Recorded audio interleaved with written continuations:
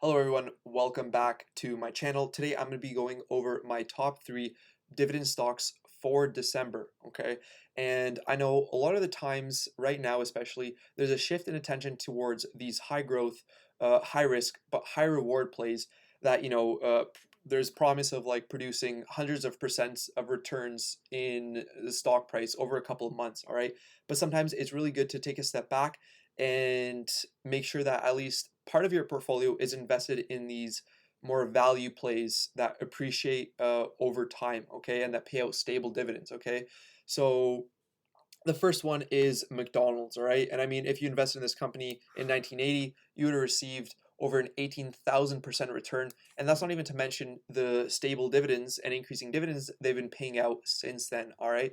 So one reason why I like McDonald's is, this is sort of more not necessarily a beaten down stock, but it presents an attractive valuation, an attractive dividend at 2.45%. Okay, right now $157 billion market cap, and I believe that this dip in McDonald's it represents a good opportunity to buy more. I wouldn't buy just yet, as we'll see with MACD and RSI. I believe it has a little bit more downward trend to go lower, but it could present a long-term nice value slash dividend play. All right. And in terms of dividends, we can see that they've been paying out a dividend way longer than just in uh, 2011, as we can see here. But we can see they consistently increase their dividend over time. All right, and right now their dividend amount is $1.29 per quarter, which is of course a 2.45% dividend. All right, and if we're looking at some of their technicals or fundamentals, I should say, their trailing 12 months PE ratio is 32.5. Now, that might seem high, but again, it's not necessarily that high considering their growth opportunities and their stable dividend payout. And we can see their forward PE is even lower at 25.84. So I wouldn't necessarily say this is a very high forward PE, okay? And we can see the amount of shares that are shorted are less than 1%, okay? No one's going to be shorting McDonald's anytime soon, all right?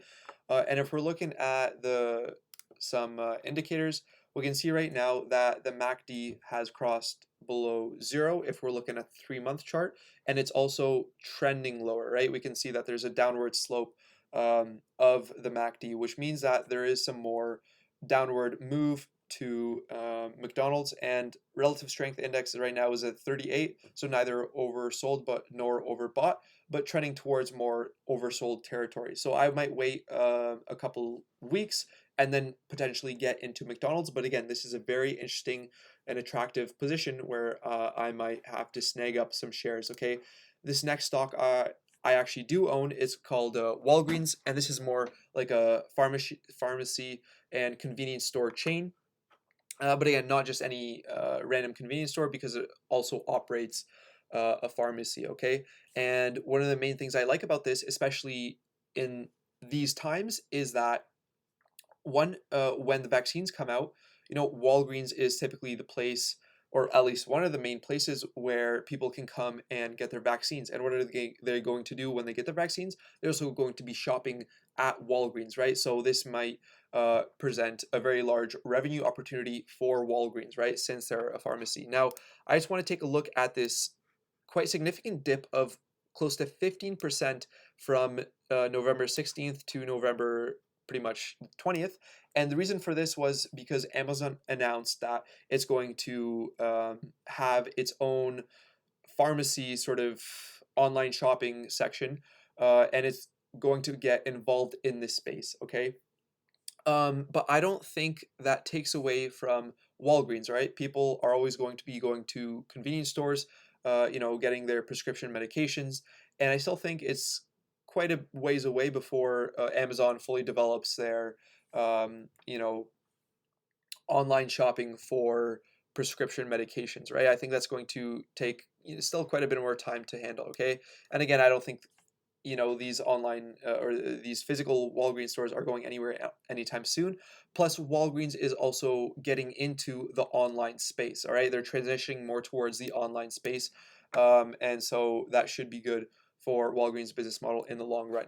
plus they pay out a 4.31% dividend. We can see again they have steadily increased their dividend from since 2011, even since before then, and right now they're paying out a 46-cent dividend per share, which represents like a 4.4% yield. Okay, and if we're looking at their P ratio for trailing 12 months, it's incredibly high. Okay, however, look at this. Okay, they have the forward PE ratio of just 8, so that's significantly lower than the average market right now. And I do think they have quite a bit of growth to come. And of course, we can see the trends for short term, medium, and long term are upwards. Okay, so that's what the indicators say.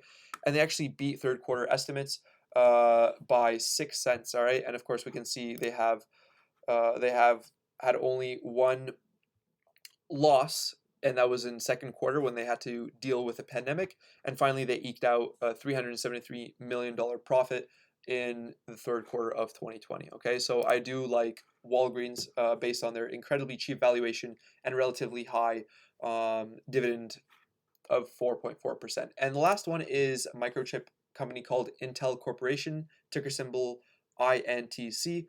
Now, they had a couple of mishaps in the past couple of months, and that resulted in their stock price going lower. So as we can see year to date, they were trading at like $60 beginning of the year, and now they represent a 14% discount of where they were trading at in January. And we can see they have a 2.54% dividend, which is not incredibly high, but again, not incredibly low, considering this is a company that, you know, has rewarded shareholders quite consistently, even with like shareholder appreciation, right?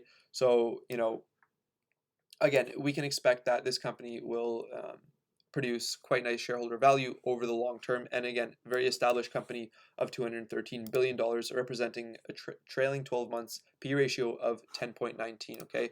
Again, we can see their dividend history, an increase from like 21 cents to 22 cents to 26 cents, and now even to 33 cents per quarter. Okay.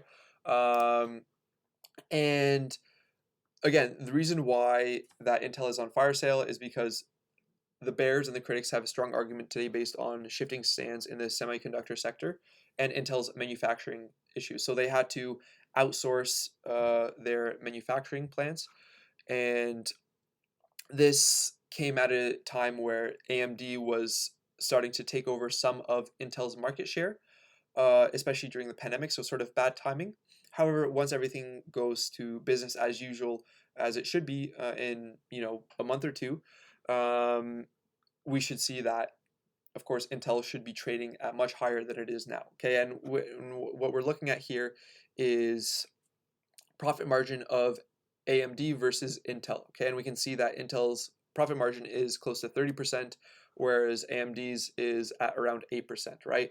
And you know, consider the fact that Intel's market cap is only 130% larger than ADM's, even though there's a tenfold difference in annual revenues. Okay, so you know, something interesting to consider, right? And finally, we can see again P ratio of 10.18, and they also beat most of the past quarter's estimates. However, Q3 they just met estimates at $1.11 of profits. And finally, I want to look at their forward PE, which again sits around 10, which also represents significant significant decrease to the average PE ratio in the sector, which is around like 25 or so. Okay, so this again, PE ratio is definitely a discount to what the average industry leader is trading at. Okay, so again, not shorted at all, and so you know, definitely consider Intel as a nice dividend play that is trading at a discount. Okay, so again, that's it for me. Let me know what you think about these three stocks. I believe they're stable dividend plays that should be sort of put in your portfolio and kind of like just don't think about them, all right? Just check back in a year or two and see the dividends you've received and the share price appreciation, hopefully, that you've also received. Okay, so again, thank you for watching, and I hope you guys have a fantastic day.